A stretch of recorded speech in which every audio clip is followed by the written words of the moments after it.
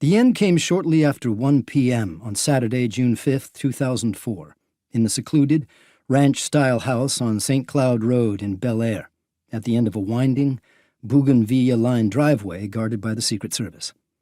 Outside, the jacaranda trees and jasmine vines were in bloom, the jasmine filling the air with sweet, heavy perfume, and the jacaranda bursting in a profusion of purple. But the dying man was not aware of the seasons, or the flowers, or even his own family. He could no longer recognize his loving wife of 52 years, his indispensable, though sharp-elbowed companion and consigliere during his rise from president of the Screen Actors Guild to the president of the entire nation. Nancy Reagan, who had become his devoted caregiver during his protracted, lingering senescence, was now 82 and frail. She stood helplessly by, grief-stricken, watching the love of her life fade away.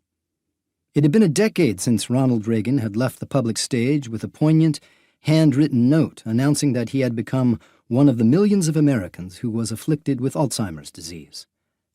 "I now begin the journey that will lead me into the sunset of my life," he had written, using a cowboy trope that might have been equally appropriate for one of his Western movies.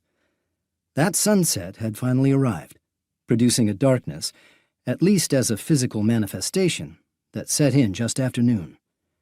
Once Ronald Reagan had bestridden the world. Now the world had closed in on him.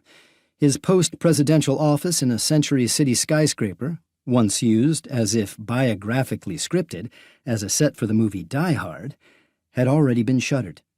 He had long ago been forced to give up visits to his beloved ranch in Santa Barbara, located at 100-mile remove from Bel Air, after he had gotten frantic and disoriented during a drive up.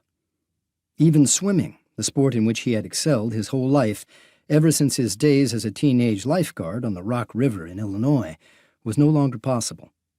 Because long-term memory is often the last to go for Alzheimer's patients, he was still reminiscing about working as a lifeguard after he had forgotten everything else. He couldn't understand how his old aide, Michael Deaver, who had heard the stories 100 times before, could already know all about his teenage feats.